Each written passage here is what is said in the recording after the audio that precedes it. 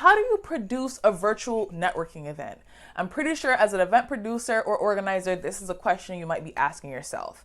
I'm Georgie from GSD Solutions, where we have over 15 years of in-person and virtual event experience, and I'm gonna answer that question for you.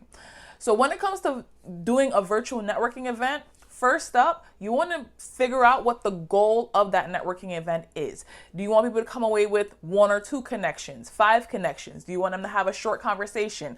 Do you want them to come away with business deals, proposals, mentorship, collaborations, right? Figure out the goal that you want them to achieve from that networking event. That's going to be first. Once you figure out the goal, then you're going to select a platform that could do networking that meets your goal. You could use tools like Zoom, which you could use breakout sessions for. Maybe you use the matchmaking feature on a platform like Hopin, or on Zoom events where they have the conferencing platform and people could match on their own. Or you could use a tool like Orbit or Lunch Club where people put in their interest and their availability and what they're seeking, and then they get matched, but you curate it as the event producer.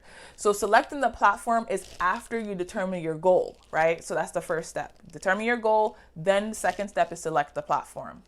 Next, on the platform, you have to set up how you want people to be matched. Is it going to be small groups? Is it going to be one-to-one matches? And after you select the type of matching, then you're going to select the time frame. I highly recommend the matching sessions be approximately 8 to 12 minutes. Beyond that, people might not have anything to say anymore. And less than that, it feels like so fast and they didn't even really get to connect with the other person. So 8 to 12 minutes is usually a sweet spot where they get talk to the person, have a bit of a conversation, and then still want to network more after they've already exchanged contacts. That brings me to my next point. Make sure that there is a way for the people that are networking to exchange their contact information.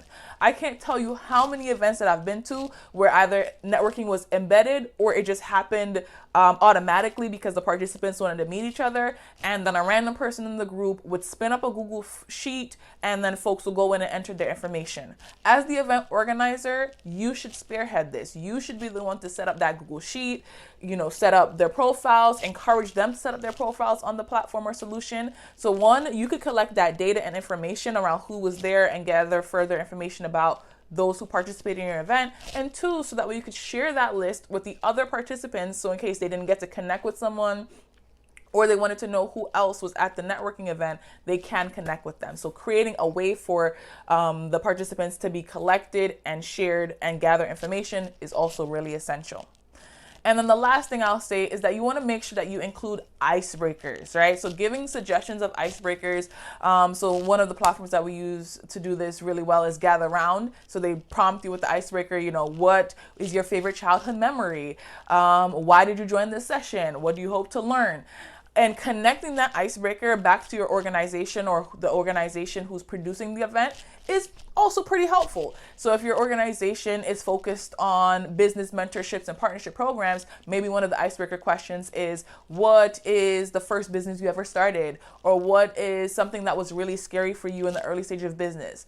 These icebreaker questions should allow people to get a little vulnerable, so that way they could build trust with each other and have a deep conversation, not just something super surface that you could find out on a person's LinkedIn.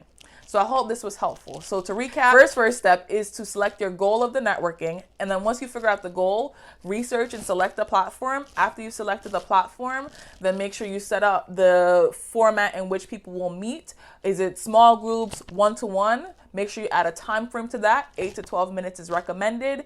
Ensure that there's a way to collect the data and for folks to share information and really amplify their networking. And then lastly, include some icebreakers so that way they have a starting point for the conversation. I hope this was helpful. If you need any additional support with your virtual events, reach out to us at GSD Solutions Inc. If you like this video and it was helpful for you, just go ahead and like and subscribe to our channel. This helps us continuously put out material like this, and we look forward to see you in the next video. Thank you so much. Have a good one.